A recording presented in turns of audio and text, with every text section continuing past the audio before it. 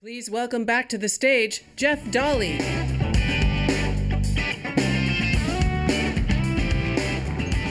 All right, I am honored to introduce our next speaker, Sharifa Karwandyar, who won last year's GEOINT Foreword poster session. She is from Binghamton University, Go Bearcats, located right outside the Finger Lakes of New York, and her research focuses on incorporating machine learning and remote sensing imagery, more specifically looking at hyperspectral imaging to detect landmines or unexploded ordnances. Instead of me talking about it, please help me welcome to the stage Sharifa.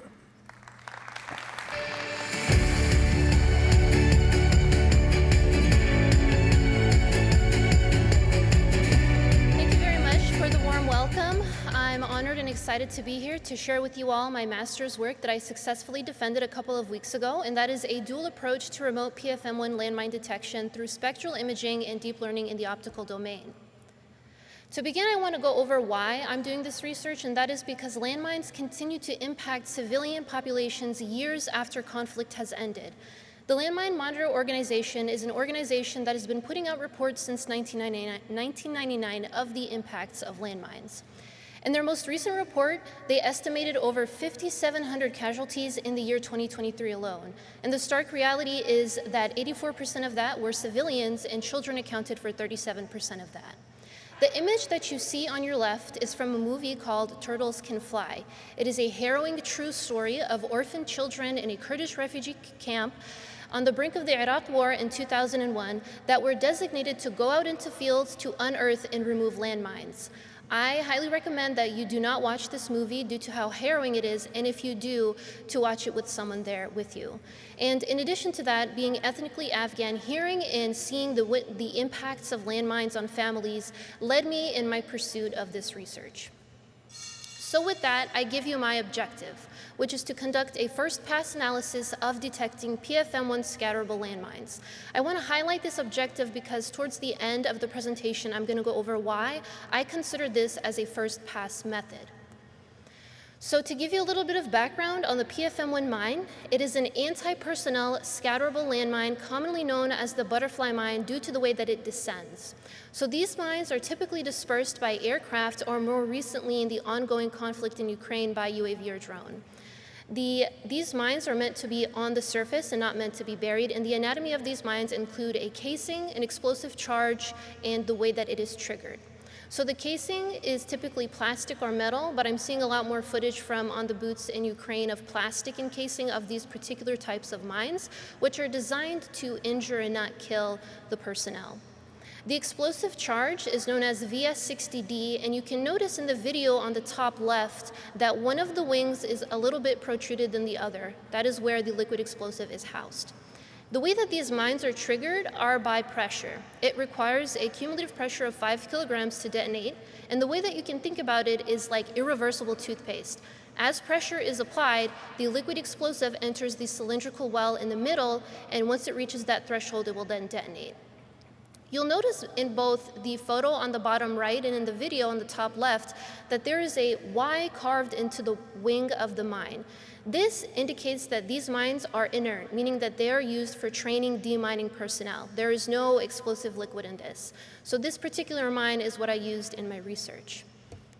So with that, I give you my two approaches. First is to assess the feasibility of detecting these surface-laid mines using a commercially available UAV with a low-cost multispectral sensor. So these sensors are typically used for agricultural purposes, typically for crop monitoring. And the second method I use is to evaluate the potential of detecting these mines using UAV and smartphone-acquired RGB imagery to develop a preliminary deep learning model for automated object detection. For my first method, which is the multispectral, last summer I conducted fieldwork over a 4-day period at the Center for Fire and Explosives Investigation, Training, and Research Facility, abbreviated as CENFEX, near Pawnee, Oklahoma, in the United States. On the left, you'll see the seeded field. This was a collaboration with CENFEX and the demining research community to develop this field for research and development within the demining field. This field contains different inert explosives, including one row just for PFM-1 mines. The tools that I used included a Parrot Sequoia sensor, which outputs 5 different images, as well as a UAV, the DJI Phantom 3 Pro, which if you are familiar know it is very outdated. So these flights were conducted manually. The UAV sensor system setup is all the way on the right, where you see the sensor attached by a gimbal to the bottom of the drone. In addition to the row of inert PFM-1 mines that were already laid out in the field, I also put a control inert PFM-1 mine on the eastern part of the field, which you see in the bottom center. So now we can take a look at the output of the sensor. So if you look at the images on the left, starting with the top left and working clockwise, we can see in the RGB circled in red the outline of the PFM-1 mine. You can see as well in the green the outline, which again is visible to the human eye, but if we look at the near infrared and red edge, it is not as discernible. And you can again see the outline of the PFM-1 mine in the red image. But beyond just looking at the output of the sensor, I wanted to look at the ratios, particularly the near infrared and red edge, to see if we were able to actually discern the PFM-1 mine that was on the surface.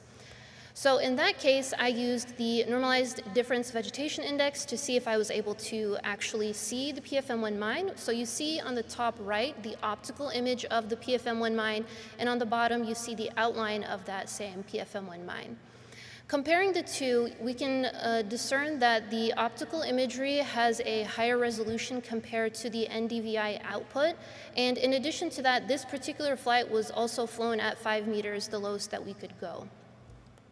And to really drive this point home, I took the spectral reflectance of my inert PFM-1 mine, which you see in the green, and compared it to other background substrates. So that includes the dry grass in purple and the bare ground in brown.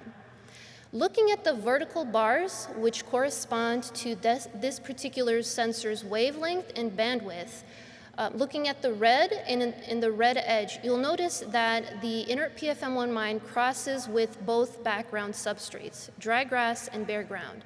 This indicates that the coloration of my particular PFM-1 mine that I was using spectrally is flat and is designed to be camouflaged, although it is meant to be on the surface.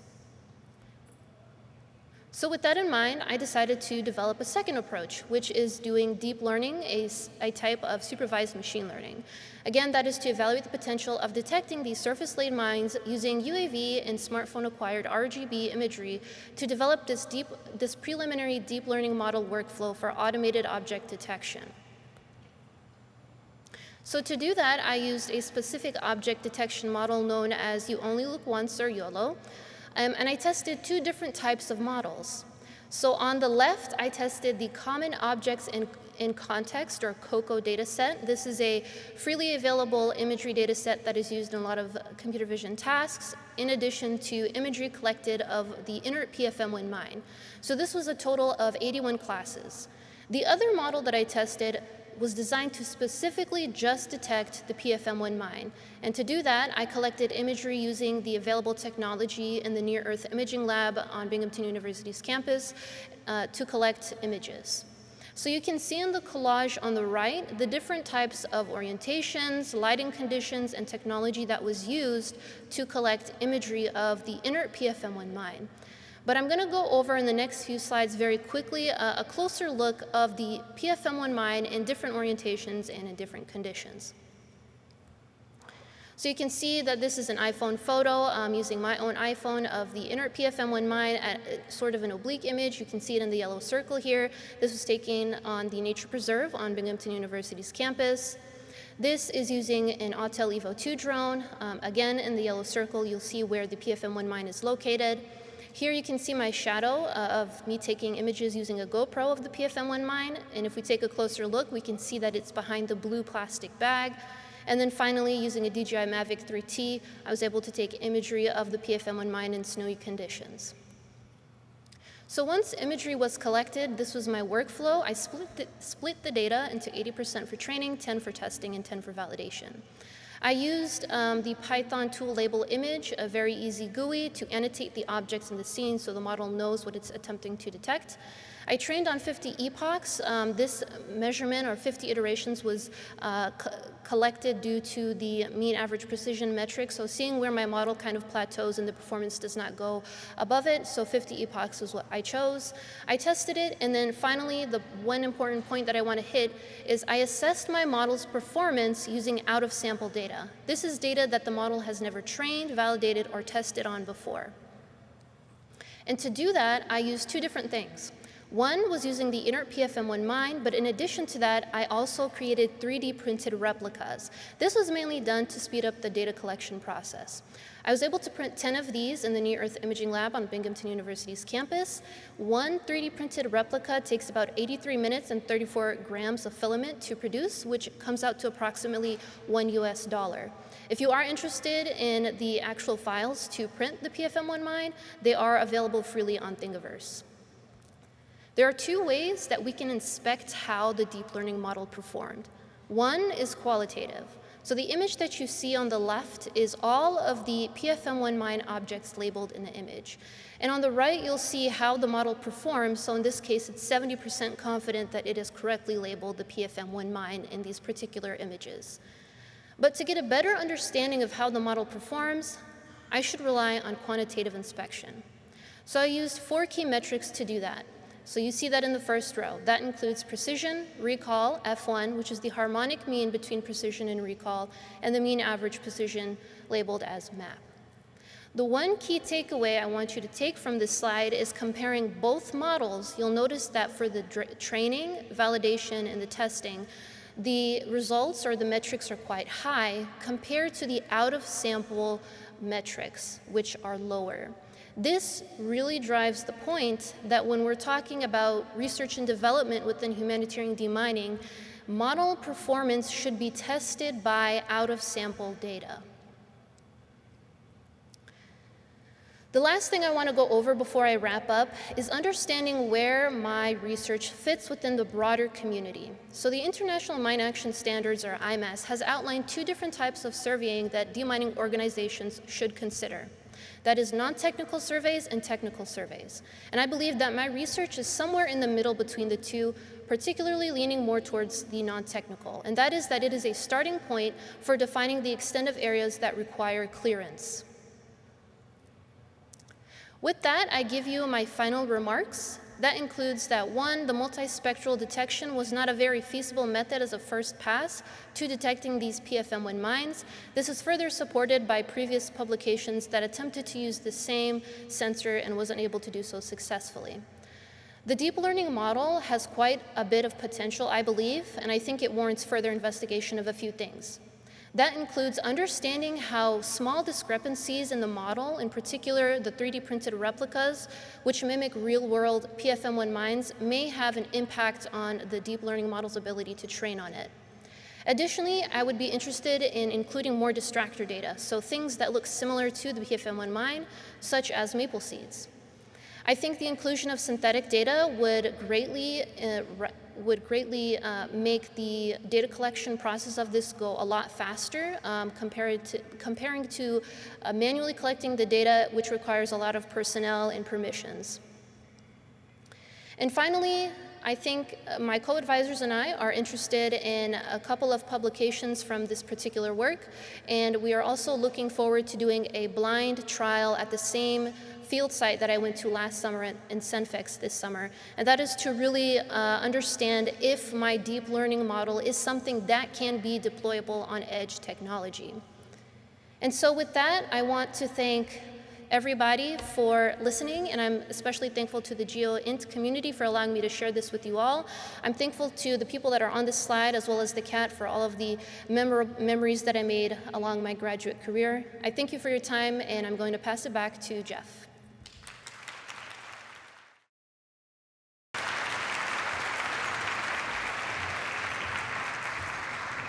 All right, it should be absolutely no surprise we had the correct winner from last year. Doctor, that was a truly inspiring presentation, most importantly, making a difference with there. Congratulations again for being recognized for your outstanding research. All right, moving right along, our next keynote is the chairman of the Lindbergh Foundation and grandson of aviation pioneer Charles Lindbergh. Eric Lindbergh is the co-founder and executive chairman of Vertigo Aero, which provides powertrain systems and engineering services to the emerging electric aircraft industry, as well as the co-host of the Lindbergh's podcast and on the board of trustees of X Prize Foundation. Never sitting for too long, Eric can also be found climbing and skiing big snowy mountains in the wilds of Canada, exploring trails on his mountain bike, or carving unique furniture and sculptures inspired by nature. We are excited to hear about the Lindbergh Foundation's impact on St. Louis, its role in advancing technologies that are intersecting with geospatial intelligence. Please help me welcome to the stage Eric Lindbergh. Stepping up to the win, yeah, it's just the beginning. We're making the dream work, cause up the teamwork. I'm telling ya, hills are flying so high. Thank you. As we approach the 100th anniversary of my grandfather's flight in the spirit of St. Louis, 2027, May 21 of 2027, we have a once-in-a-lifetime opportunity to share that spirit of St. Louis with the world. So I want to take you on a little journey and show you how the spirit of St. Louis transformed the world twice so far, and how we've teed up the opportunity to change the world again. So my grandfather moved here in 1923 to come to the national air races, or the international air races, and the pilot community welcomed him, and he ended up staying and becoming a flight instructor, and then flying as chief airmail pilot for Robertson Aircraft. And while flying the mail from St. Louis to Chicago and contemplating advances in airplanes, he decided to try for the Orteig Prize. This is a $25,000 prize offered up by hotelier Raymond Orteig in 1919, and it had been renewed. And my grandfather thought, if I had a modern, clean airplane with a reliable engine, I could win that prize and fly from New York to Paris. The prize itself was ingenious, very simple. So Orteig said, you must fly between the cities of New York and Paris nonstop in either direction, all other details in your care. And that created tremendous leverage. So my grandfather took his life savings, about $2,000, and approached one of his friends, Harold Bixby, who was a flight student, an aspiring pilot at the time. And Bixby rallied some of the local business people and the Chamber of Commerce, and they met at the Racquet Club here in St. Louis and raised the rest of the money, $10,580, the cost of the Spirit of St. Louis in 1927. And arguably that effort, led by the Spirit of St. Louis organization, was the most iconic branding exercise in Missouri history. And if you think about it, perhaps in global history, because radio had just spanned the globe nearly instantaneously in 1927, just before my grandfather's flight. Aided by a weather briefing by the predecessor of the NGA, he made it. He survived that flight from New York to Paris, a flight that electrified the world. And it shifted the world's concept of what aviation could do. Before he flew across the Atlantic, people who flew in airplanes were called barnstormers and daredevils and flying fools. And after he flew across the Atlantic, people who flew in airplanes were called pilots and passengers. And within 2 years, the number of airports in America doubled. The number of pilots in America tripled. And the number of commercial passengers increased by 30 times. That's not just an exponential change, that's a step change. And we got the golden era of aviation as a result of that change. And this is a map of today's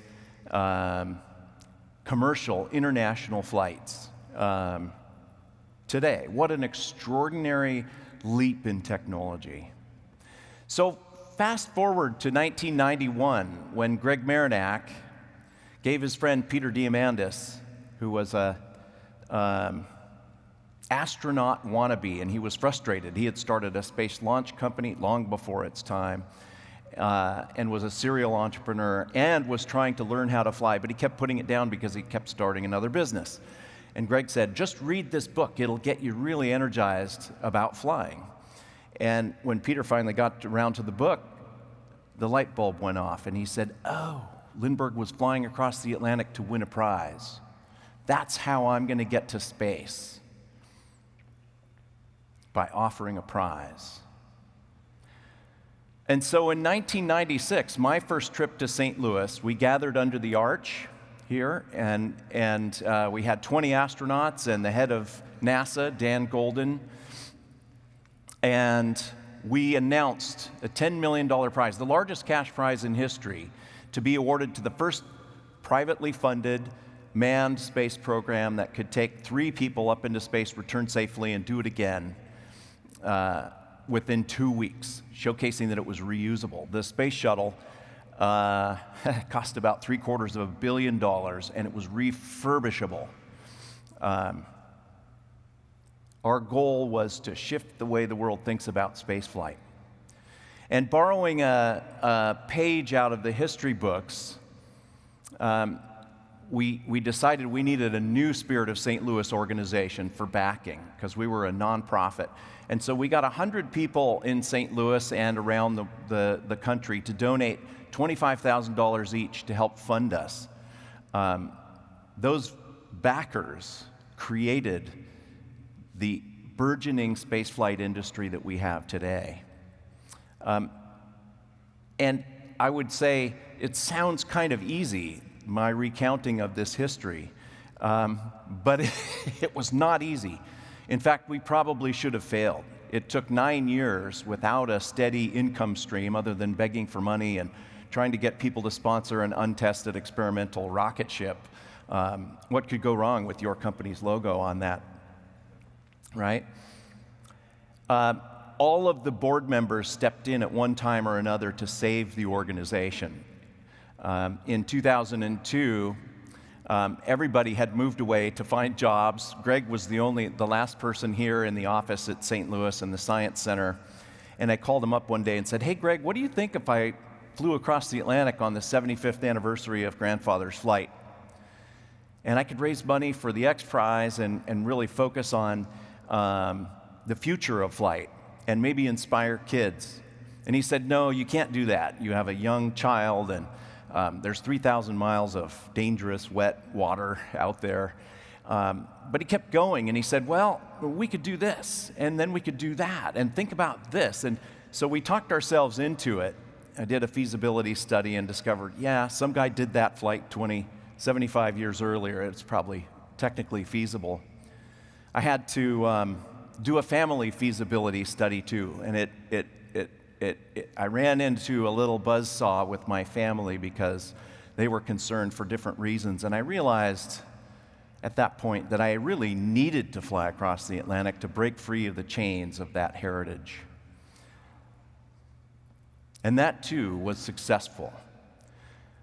We were able to raise $2 million for the X Prize, 500 million media impressions, that's before social media,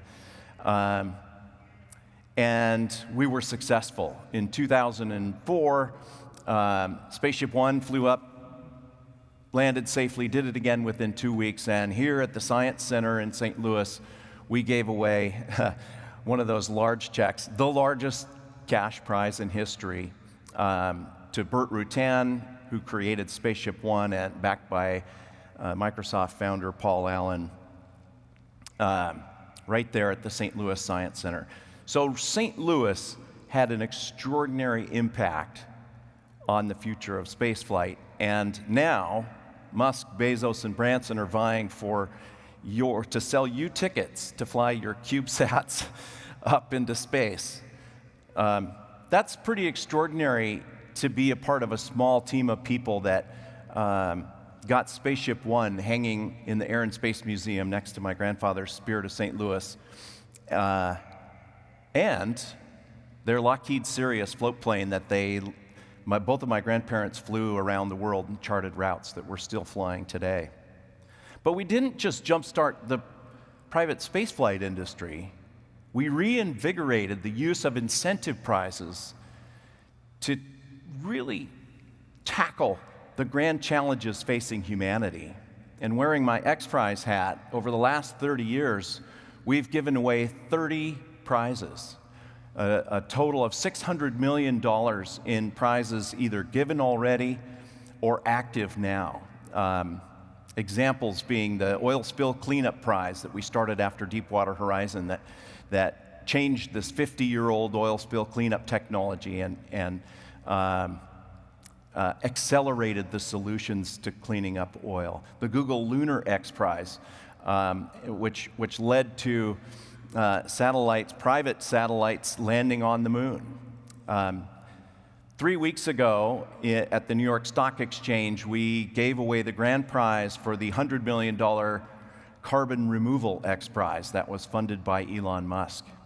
A really unique $50 million was given to a team called Matty Carbon with a really elegant solution for removing carbon from the atmosphere and also having a benefit for agriculture. So we believe that we can change the world.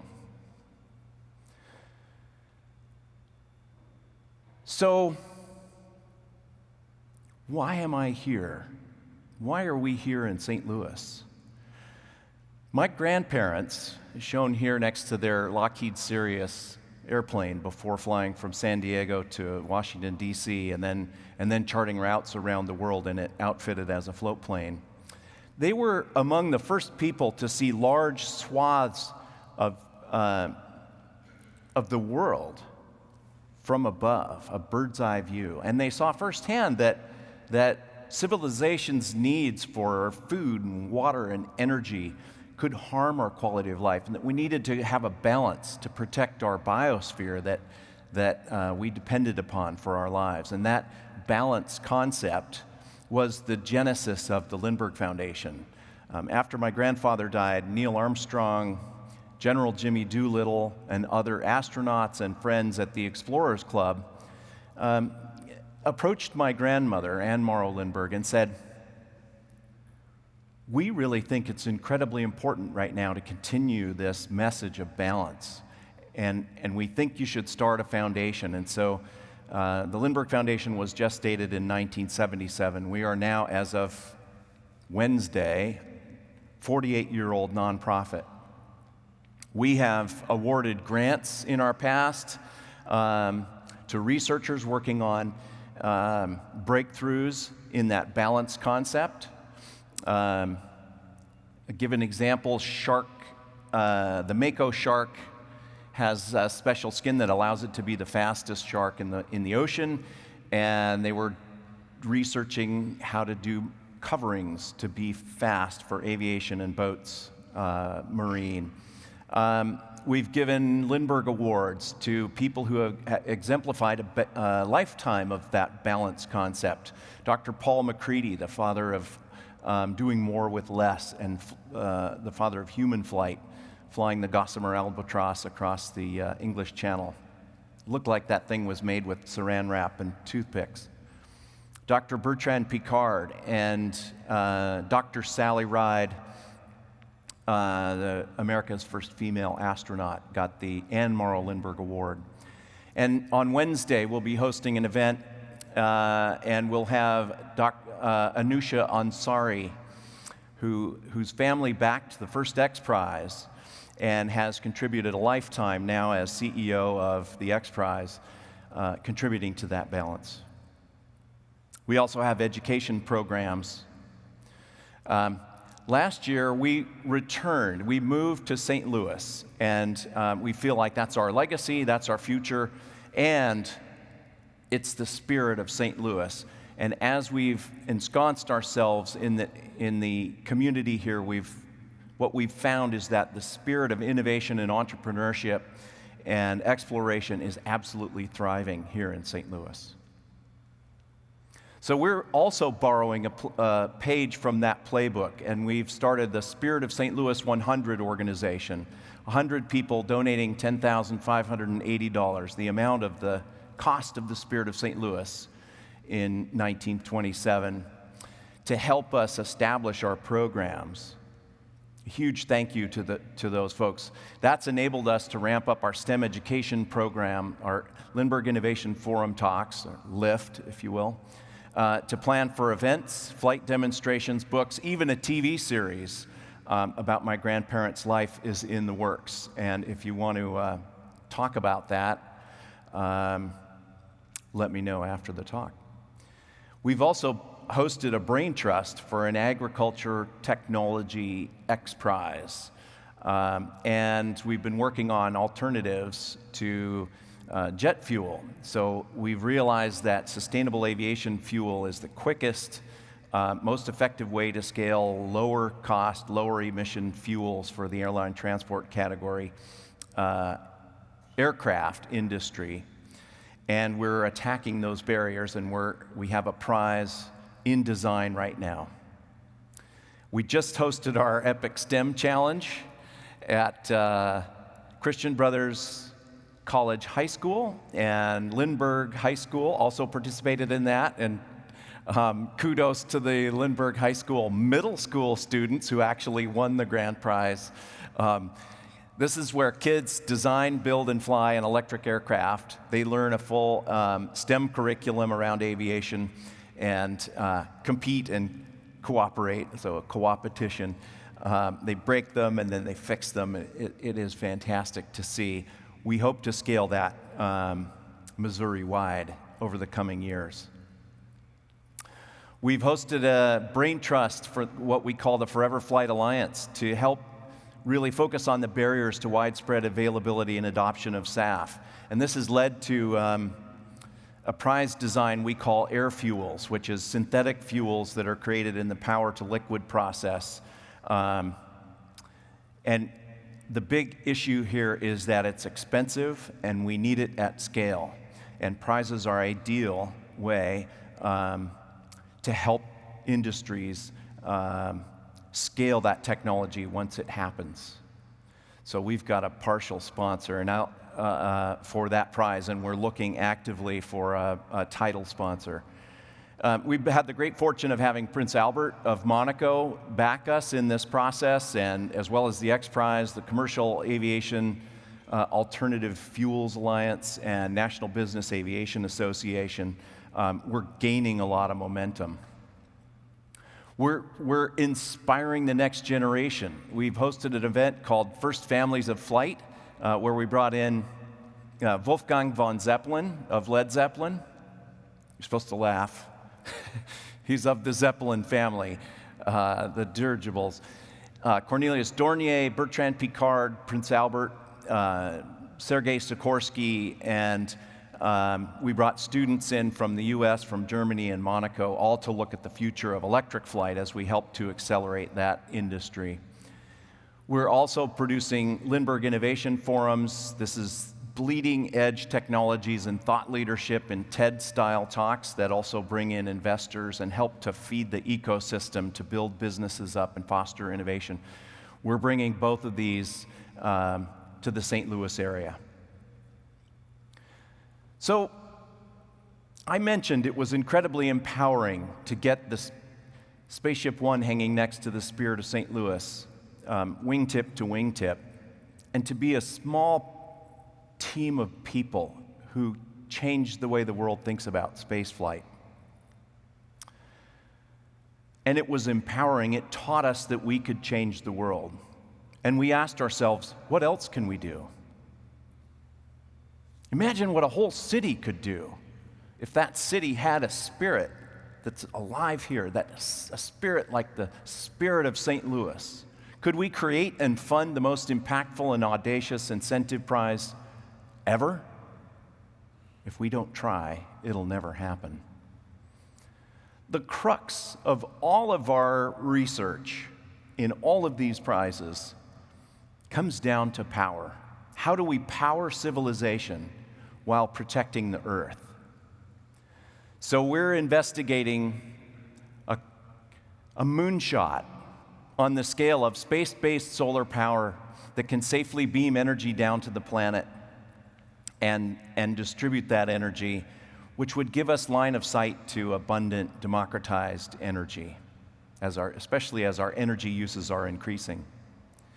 The other one we've been contemplating, since we're in the heart of the agricultural technology or the ag tech community, is could we have a prize for fixing nitrogen with cereal plants, which would enable us to both feed and potentially fuel the world.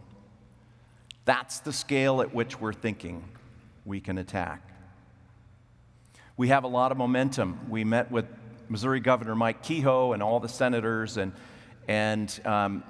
the governor is joining us to visit the Paris Air Show in a couple of weeks, and the idea is to have them change the theme or set the theme of the 2027 Air Show. They hold it every 2 years, to the spirit of innovation, exploration, and aerospace. This is super exciting for a community like St. Louis to get behind and share that spirit, the spirit of St. Louis, with the world. We envision, after we celebrate the 100th anniversary and have these events, that we then travel around the world funding the Moonshot Prize and challenging the world. And then we gather on Liberty Island. If you remember, the spirit of St. Louis, the Statue of Liberty was a gift from France. And we gather with the great innovators and CEOs of our time, astronauts, first families of flight, and Hollywood celebrities, and announce to the world the results of our IPO roadshow for the planet to fund this prize.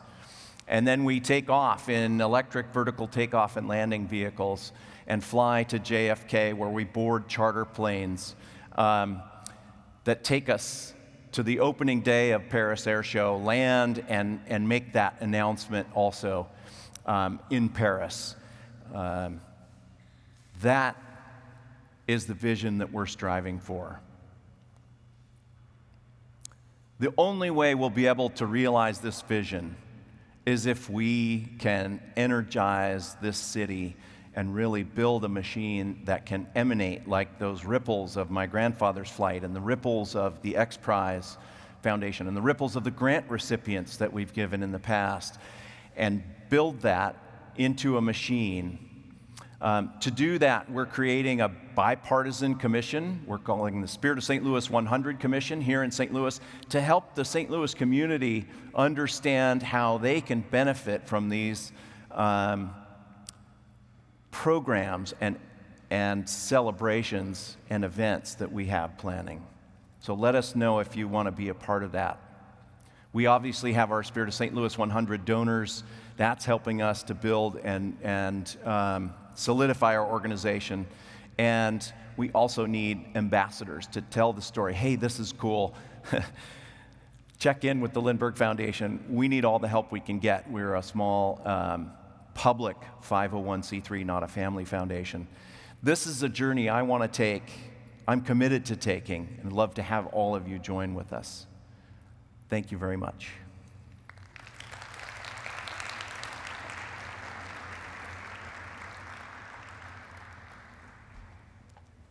Very inspiring work. Thank you so much. And I think for the past two presenters, not a teleprompter in sight, all from there, so equally impressive there as well. So join me here for a couple of questions as we go through and we finish up our session here. So you mentioned 1927. I think that's coming around the 98th anniversary for this year. Any plans for the 98th anniversary?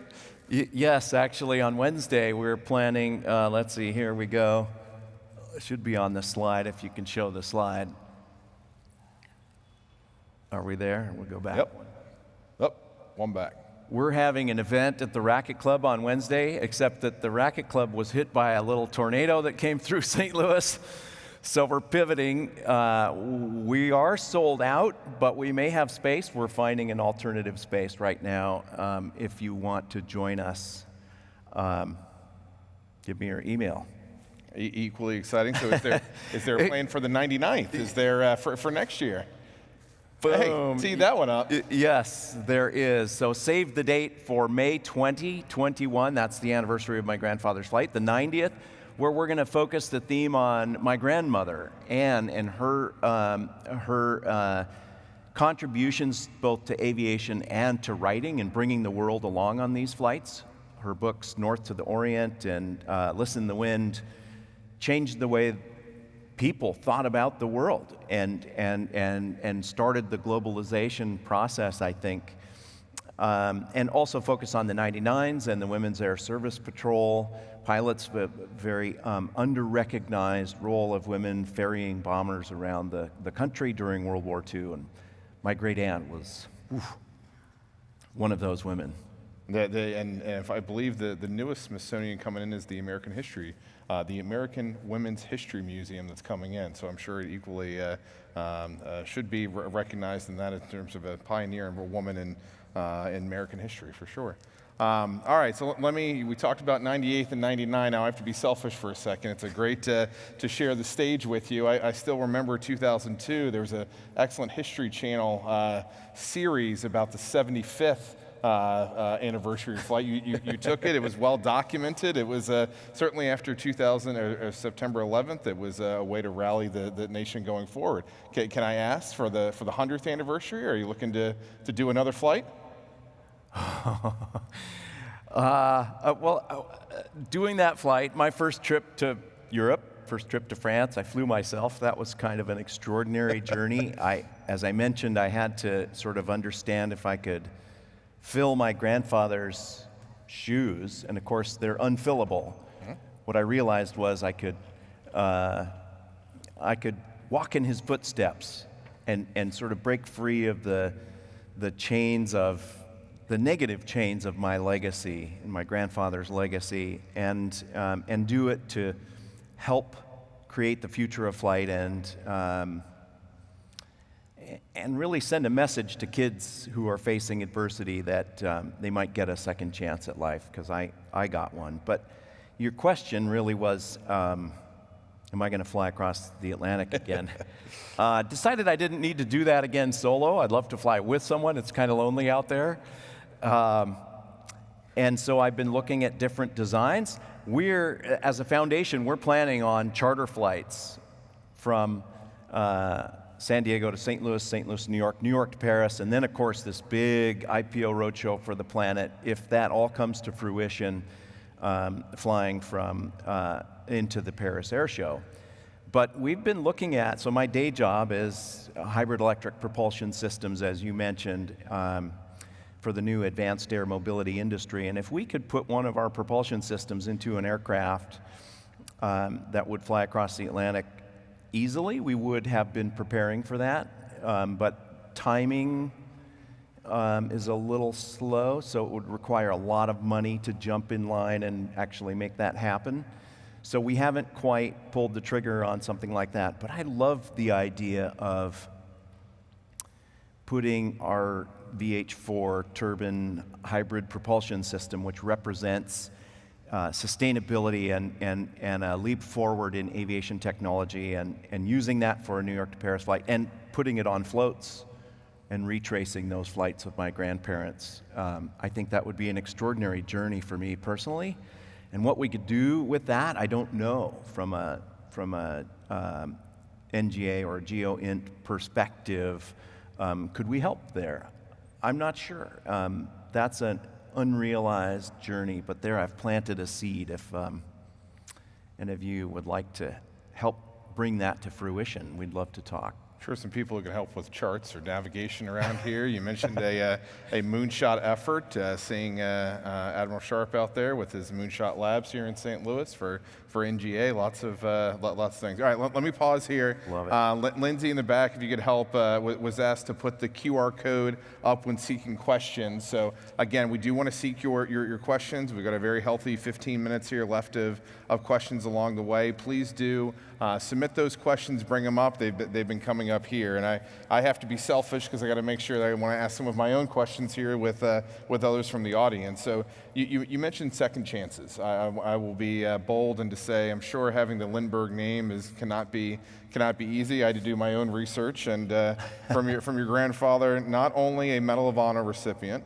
not only a Pulitzer Prize recipient, but also the first ever Time Magazine Man of the Year. That can't be easy shoes to fill. To talk more about your life and being in Lindbergh. How has that evolved? And is there has there been second chances in your life to be able to do that? Oh yeah, absolutely. I think biographer Scott Berg, who also won the Pulitzer writing about my grandfather, a book called Lindbergh, states that my grandparents were the most famous people on the planet for about 10 years straight.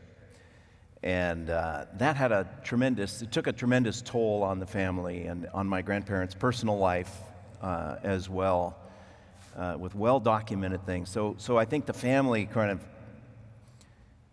shrunk from the public eye. So that was our MO, was to avoid things. And for me, it really a way we grew up. People didn't know about, when I went to flight school, people didn't know. And I would tell them if they asked, but nobody asked. It wasn't until almost all the way through flight school when one of my flight instructors asked me if I was related, and I said yes.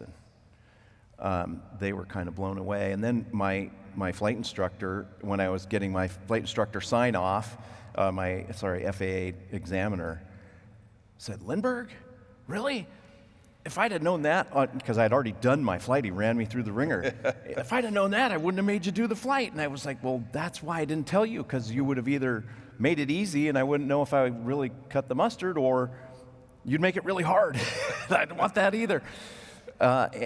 Anyway, that was an interesting legacy to have.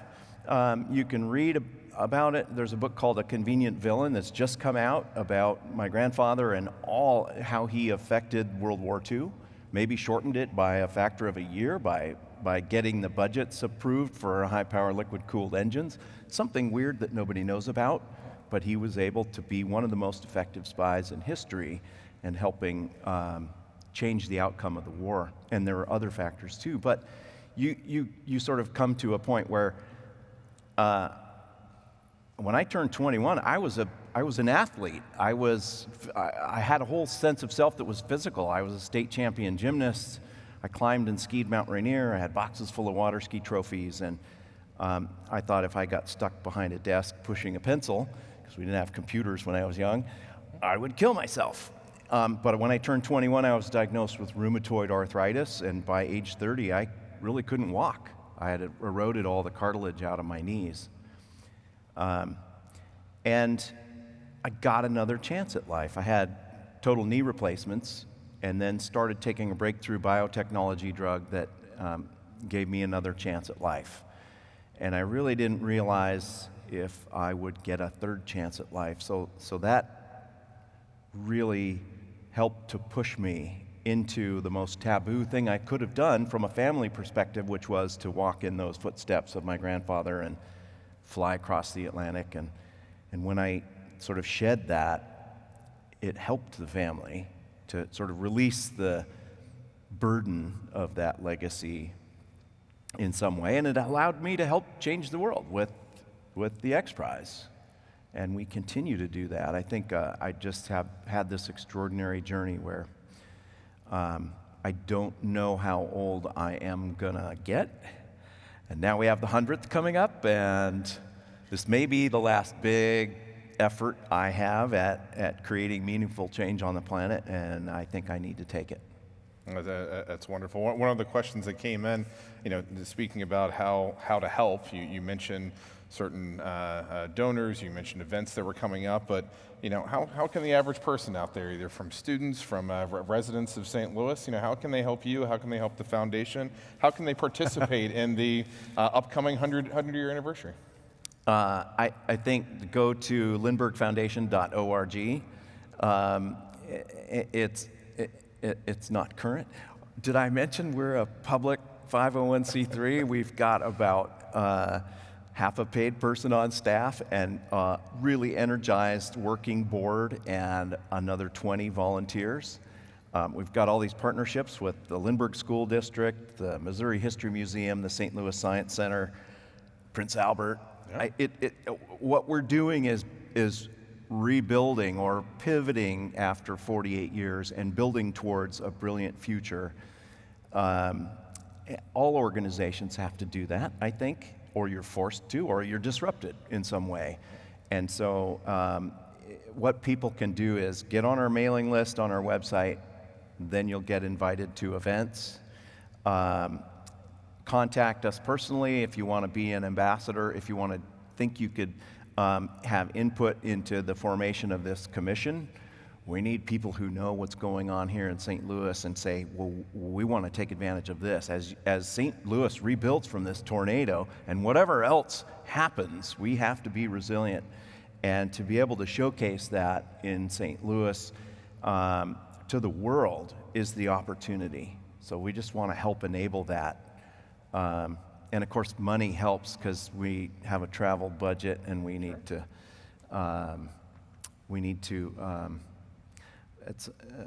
build our capacity. Essentially, if we're going to do this, we have powerful partners, but we need to be able to administer this vision.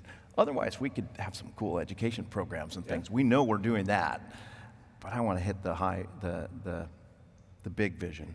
I think there's a lot of parallels between what we're seeing in St. Louis just from a couple years ago, obviously cataloged with the NGA, with their new facility here in St. Louis, the rallying of the team, if you will, from a state, local, federal perspective. We've obviously got the congressman speaking later on. Can you talk more about just your involvement with the community? What more can, is there something that they can rally more with, obviously, change in government and leadership and people around? Is there any other rallying calls that you can stem from?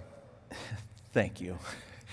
That's exactly what we need. We need people to talk to their representatives and the governor and say, we believe in the spirit that's alive and well here in St. Louis, and we want to showcase that and share it with the world. I think that's the most powerful message we could bring.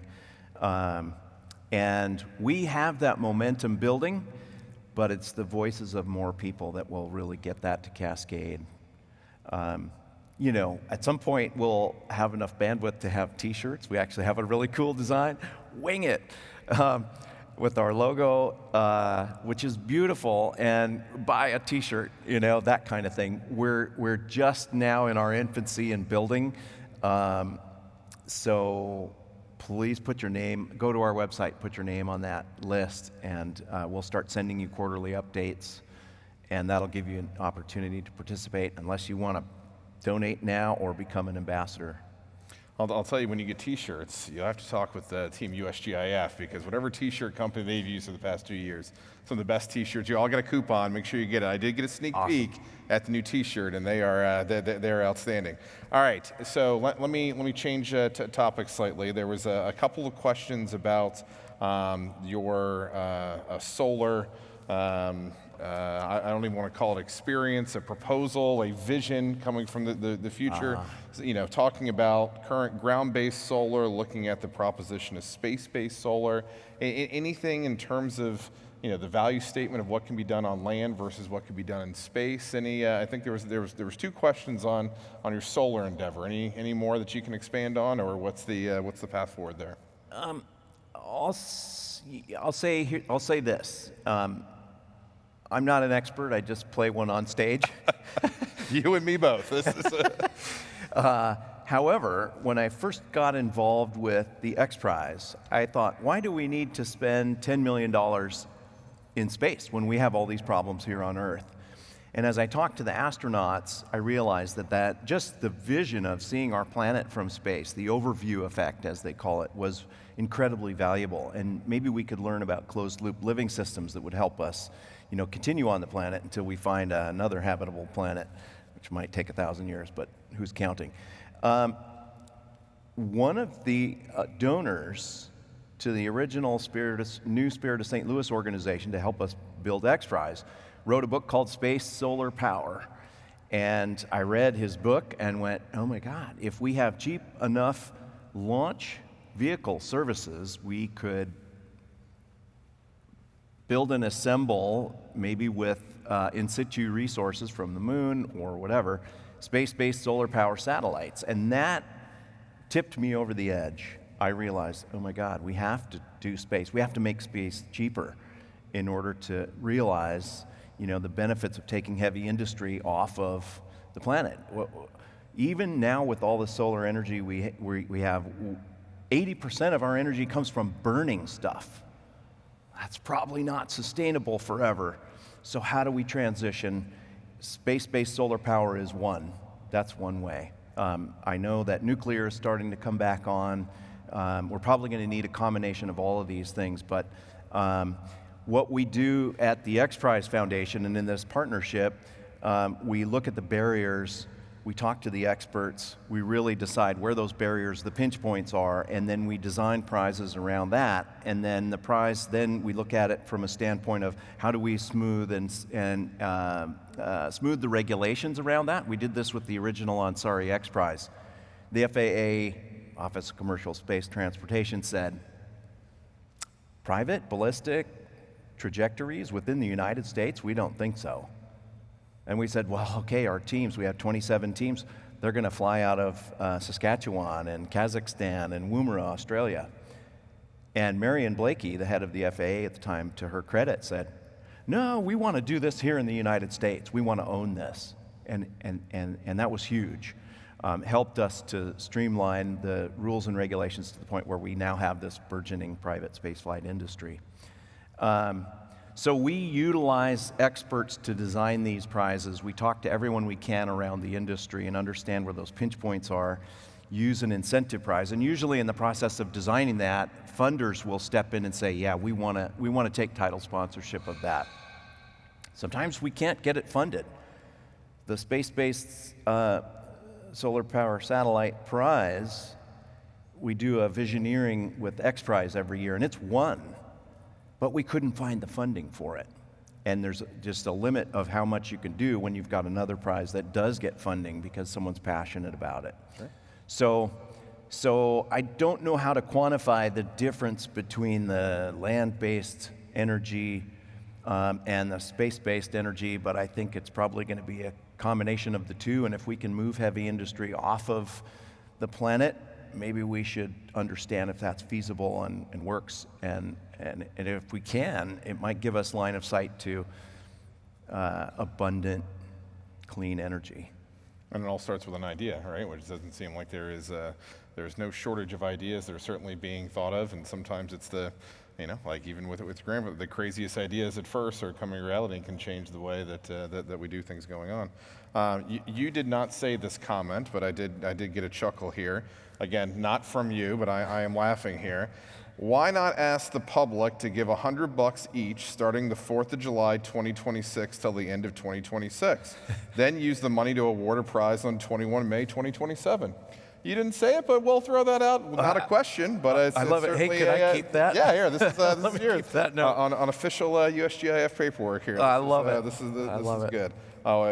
This is just a wonderful opportunity to speak with you. Really a thrill. We have a congressman coming back. We have the deputy director of NGA, obviously ties to all of those that you mentioned, including predecessor to NGA, the hydraulic office, was briefed your grandfather before the flight.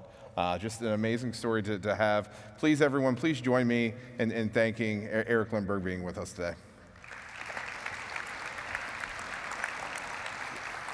Thank you again so much. Thank you so much. All right. Now it is time for a break. We are coming up to one of our last breaks here, so I will ask everyone to be back at promptly 2:30. We do have Congressman Bell. We also have Deputy Director Markham of NGA. Please don't forget to submit your questions ahead of time and be back here at 2:30. Thank you all so much. Appreciate it.